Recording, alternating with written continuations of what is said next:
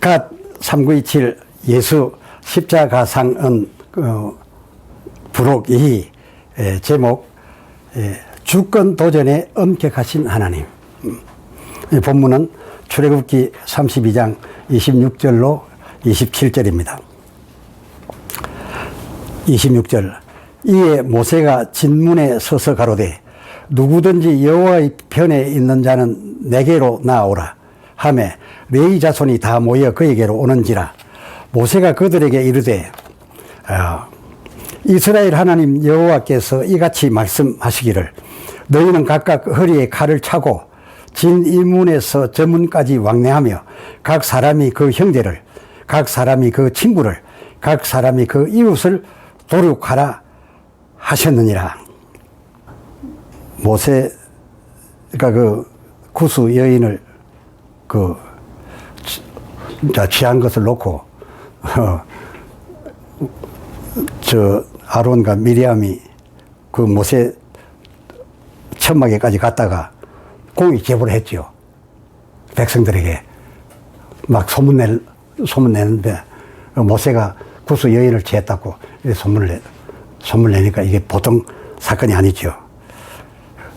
그런데 공의 제보를 한 것 같으나 성경은 그 부분을 중요시 여긴 게 아니라 그 부분을 중요하게 여긴 것이 아니라 하나님께서 중요하게 여긴 것은 따로 있었습니다.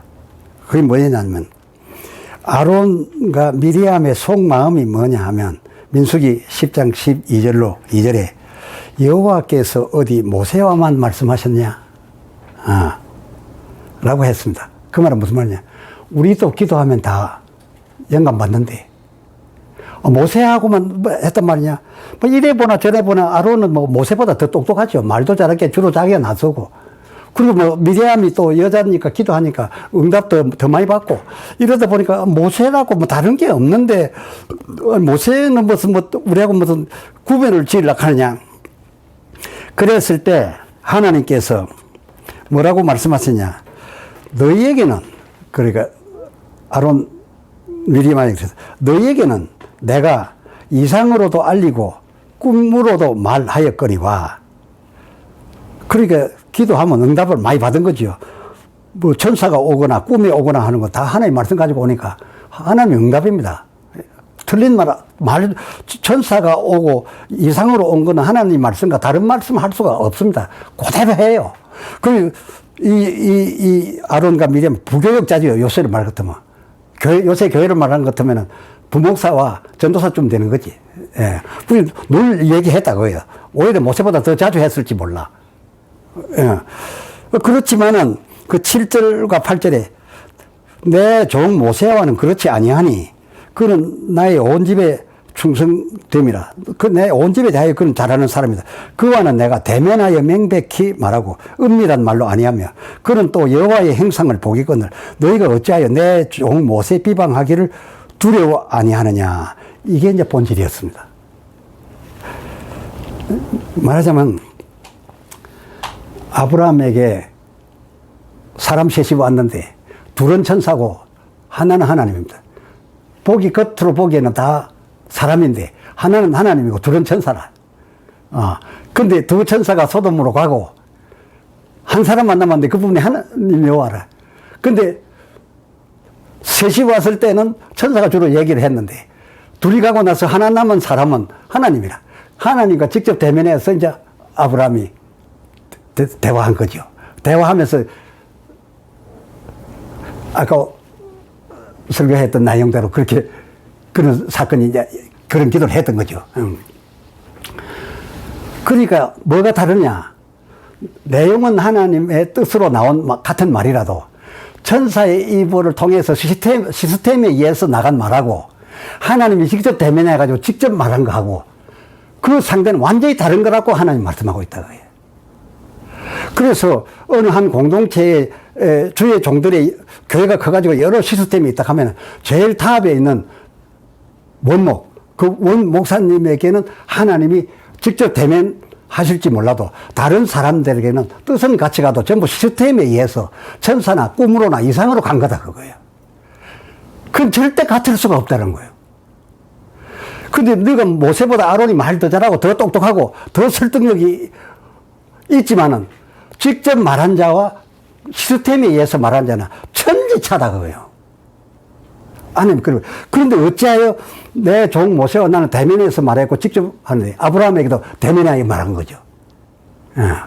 그렇게 이 차이가 나는데 너희가 어떻게 그 종 모세의 침소에까지 갔냐고요. 같은 형제라고 같은 사람인 줄 아냐. 이제 하나님이 말씀하신 거는 바로 그것이었죠.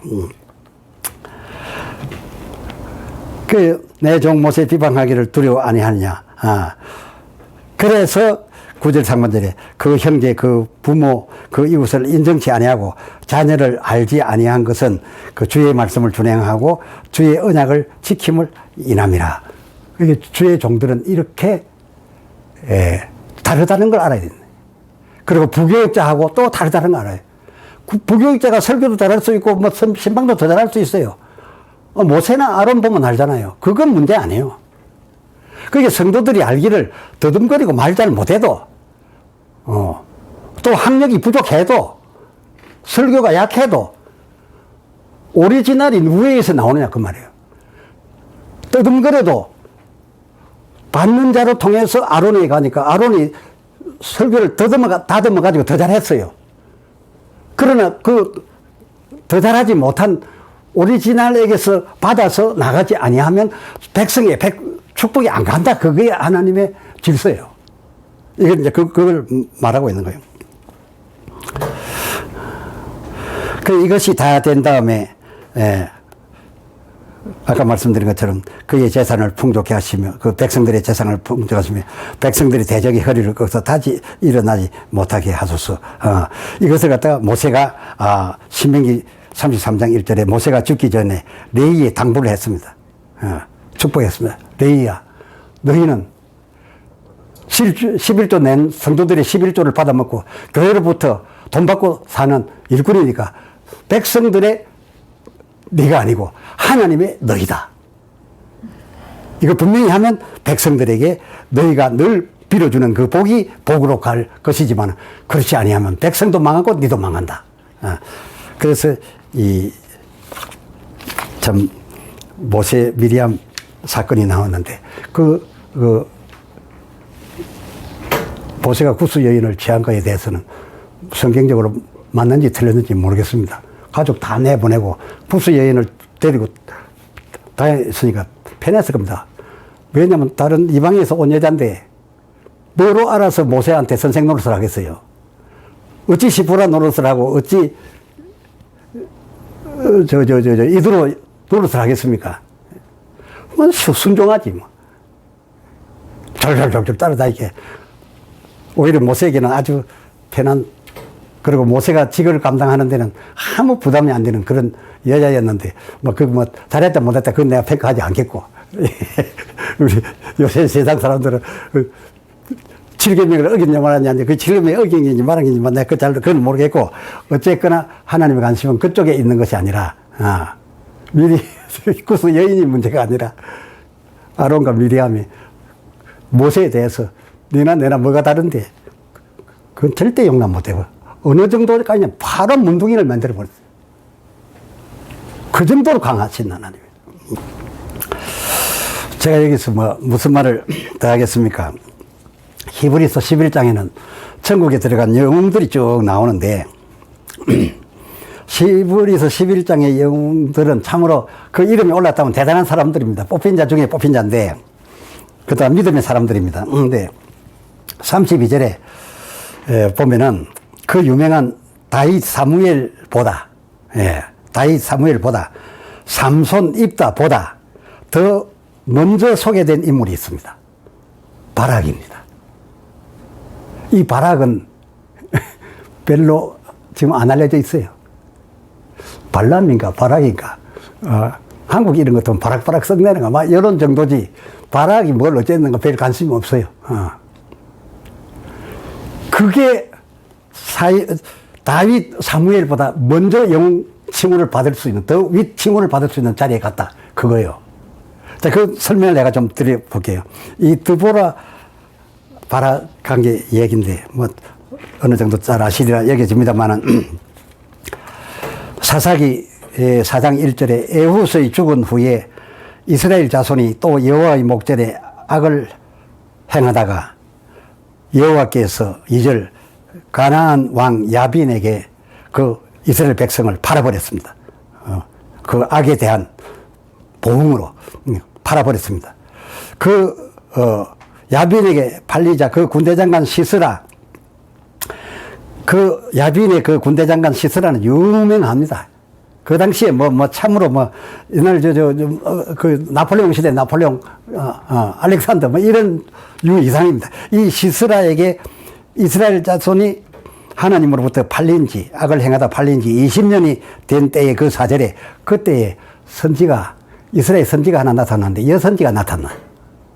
그때 전쟁을 가지고 이기고 지기고 하는 시대에 선지는 여선지가 할 수 있지만 여선지가 사사하기는 곤란합니다. 사사는 들고 나가서 앞장서야 되는데, 그런데 하필 그때 선지 역할만 하면 좋은데, 이 여선지 드보라를 이스라엘 사사가 됩니다. 사사가 돼요. 이 사사는 앞장서서 전투에 나가야 되는데, 이 사사가 딱 되었을 즈음에 하나님께서 이 드보라에게 선지합니다. 바락 장군을 불러다가 전쟁을 시켜라. 시스라를 바락 장군 손에 내가 붙이더라. 너가 20년 고생했으니 내가 구원해 주겠다. 이래 됐어요. 그러니까 이 여선지가 사사 자리에 앉아가지고서, 지금 최고장 아닙니까? 앉아가지고서 바락 장군 들어오시오. 그래서 왔어요. 하나님께서 당신 손에 시스라를 붙였으니 나가서 싸우시오.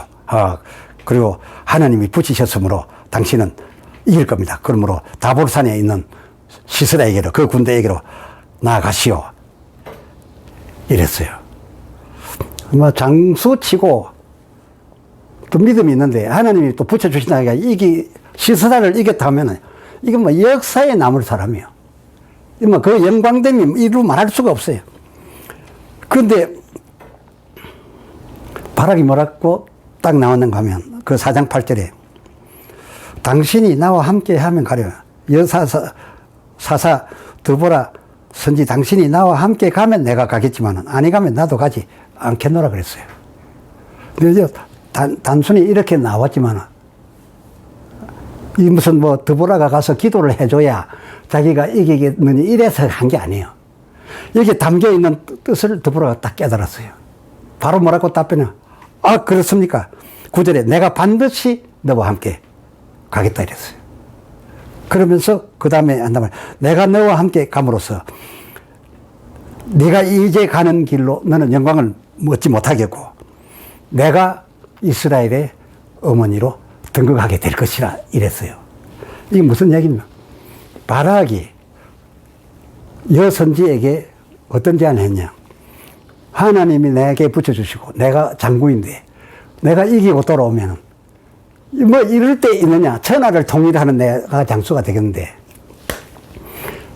그리 되면 나는 유명해지지만은 시스라 군대를 내게 붙이신 하나님은 이 백성들에게 어찌 느껴지겠소? 그러니까 심약한 여성, 당신이 꼭 가줘야 됩니다. 당신이 가서 이 여성 사사를 모시고 가면 전쟁터에서는 더 불편합니다. 그분 장막 잘 지켜드려야 되고, 싸움해야 되고, 여성을 데리고 가면 안 되죠. 이 드보라가 나온 것은 역대 중에 가장 약한 여성이 사사가 됐을 때를 하나님이 선택한 겁니다. 그 뜻이 거기에 있었어요. 이거를 이 바락이 딱 깨달은 거예요. 그래서 하나님의 영광을 나타내기 위해서는 이 전쟁을 내가 이긴 것으로 백성에게 비춰지면 안 됩니다. 당신이 가서 영광을 받아야 됩니다. 이리 된 겁니다. 그러니까 이 드보라 선지가, 내 반드시 같이 가주지요. 그러면 이번에 가는 길에 이 성공은 당신에게 안 돌아가고 나에게 돌아올 겁니다. 백성들은 안 보이는 하나님보다 보이는 사람을 우선 말하니까 내가 드러날 겁니다. 그러면 내가 뭐 한 게 있습니까, 여자가? 그러면 하나님께 영광이 돌아갈 것입니다. 이렇게 뜻이 하나가 됐다. 얼마나 기가 막힌 자세인지 모릅니다. 그래가지고서 이제 이리 같이 갔는데 하나님께서도 참 이 뜻을 헤아려서 그 작전에 하나님께서도 일조하셨습니다. 처음에는 이 바락으로 하여금 다 싸워서 이기게끔 손에 붙여주기만 하려고 했다가 이 시스라 장군 하나 목을 베는 게 이제 제일 중요한 일인데 이 시스라 장군을 어떻게 죽이느냐, 누가 죽이느냐 이게 제일 중요하거든요. 근데 뭐 드보라가 여선지가 가서 칼들로 죽이겠습니까? 얼른 없는 일이고. 근데 하나님께서 이 시스라를 이 전쟁에서 한참 전쟁이 붙는데 시스라 빠져가 도망가게 만들었어요. 도망가게 만들어가지고 그동안에 자기들을 편들어주는 그런 유력한 집이 있었는데 그 유력한 그 사람 집에 가가지고서 이제 부탁을 했습니다. 나를 좀 숨겨달라. 먹을 것을 좀 달라. 그래 벌써 알았다. 그 유명한 시스라 장군님을 알았다. 왜? 자기 편들어주는 사람이니까. 그래 딱 알고서 너무 시장에서 죽게 되어서 온 걸 보고서 물 좀 달라 하는데 우유를 갖다가 진한 우유를 갖다가 물컵에다가 갖다 마시게 했어요. 그 배가 고프고 진해 그런데 그때다 물 아니고 우유를 진한 우유를 그냥 생 우유를 갖다 먹이니까 막 그냥 잠드는 거죠. 영양분을 집어넣으니까 막 딱 잠드는 거예요. 그래 놓고 딱 보니까 저 밑에서 누굽니까?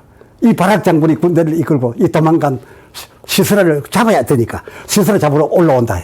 그래서 이 딱 여인이 딱 상황을 보니까 이거 안 되구나.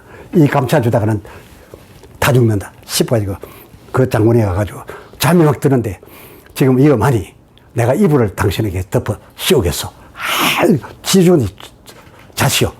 그래가지고 우유를 먹여가지고 잠 팍 들게 해놓은 다음에 바락 장군이 군대를 데리고 자기 집 가까이 오기 전에 자기 집 대문 말뚝을 하나 뽑아가지고서 이 여자가 딱 그 시스라 장군 잠들어서 막 코를 골고 자고 있는데 급소에다가 깔고 망치를 가지고 딱 내려쳤어.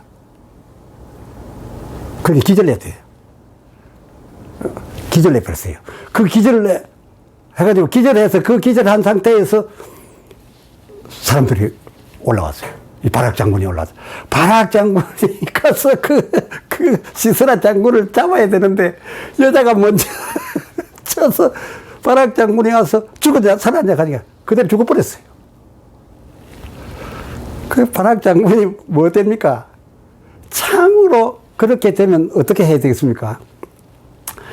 자기가 그 최고의 영광스러운 것하고 자기가 혼자 들어갔으면 밑에 군인들이 있으면 아직 기절에 있으니까 어쩌지 자기가 그 한번 내려쳐야 되는데 기다렸어. 죽었어. 다른 장군 같으면은 어떤 장군일지라도 그 여자 망치친 여자 죽여버리고 그 장군을 자기가 쳐서 죽였다고 모가지 들고 나가서 내가 죽였노라 하고 나가서 영광을 차지하겠죠.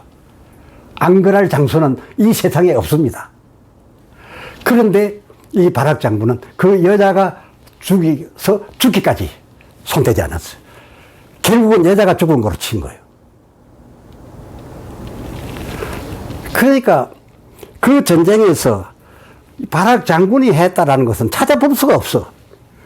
전쟁은 시커니 했지만 하여튼 최고의 승리는 누가 다 했느냐? 드보라도 아니고 그쪽 여자애.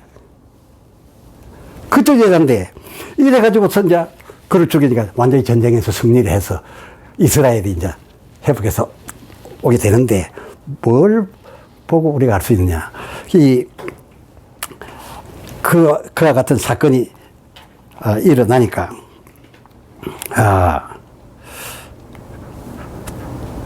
이 드보라와 바락이 5장 1절을 가서 보면은 이 사사기 5장 1절을 가서 보면은 노래를 지어가지고 백성들과 함께 노래를 부르는데 그 노래 내용이 전부 하나님이 하신 겁니다. 그리고 시스라 장군을 죽인 것도 그 노래 속에는 뭐라고 가사를 또 집어넣나 하면 그 여인이 시스라의 머리통을 간통을 시켜서 구들장 바깥까지 박해놨더라. 이렇게 더 보태서 말을 할 정도입니다. 우리가 한 거 아무것도 없다 이거요. 그 기가 막힌 거 아닙니까?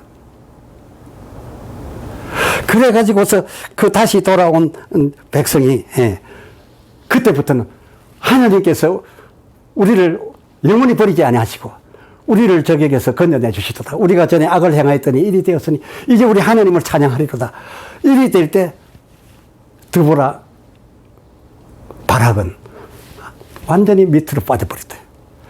그래 해서 끝난 줄 알았는데 신약시대에 와서 히브리서에 가서 보니까 내가 무슨 말을 더 하리요.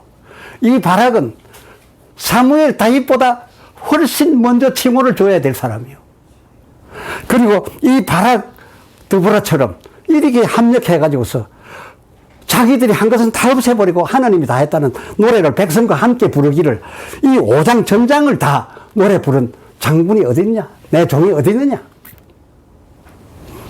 이것이 드보라 바락의 사건인데 이 얼마나 참 아름다운 모습이냐, 주의 영광을 위한 모습이냐 그렇게 생각할 수 있습니다.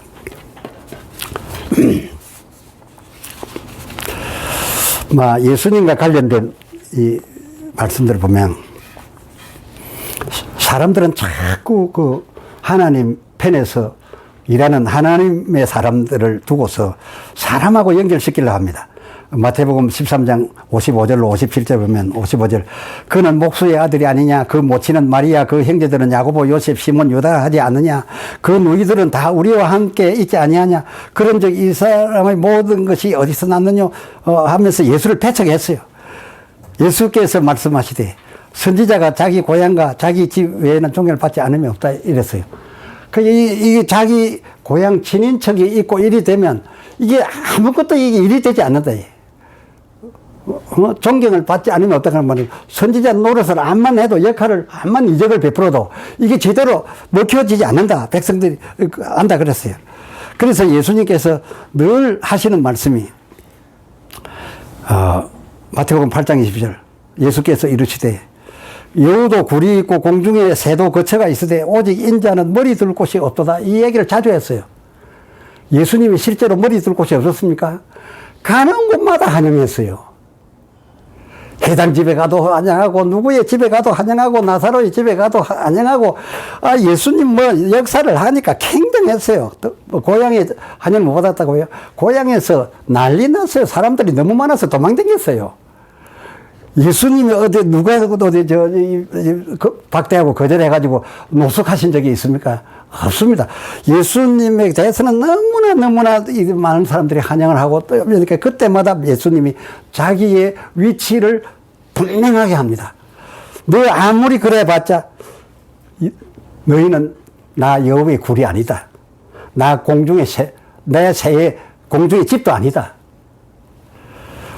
오직 인자는 머리 둘 곳이 없다. 너희가 나를 환영하고 너희 환영 속에 내가 한복판에 있지만은 나는 너희의 환영 속에 있는 너희와 연관된 자가 아니다. 내 머리 둘 곳 여기 하나도 없다. 나를 위하여 연애를 베풀었지만은 나는 너희의 연애를 받는 연관된 자가 아니다.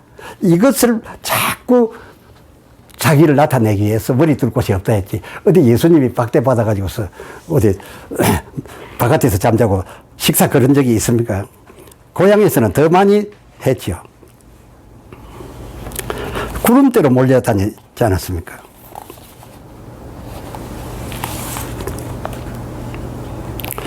이런 예수님께서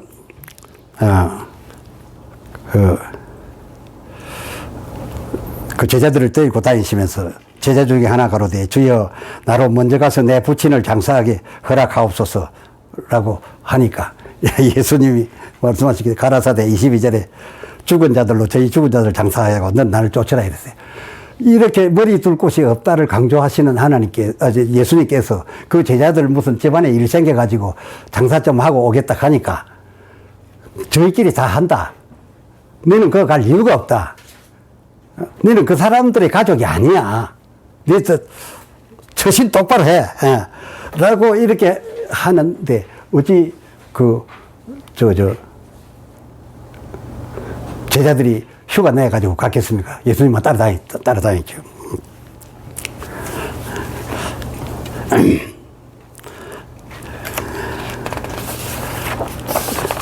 그래서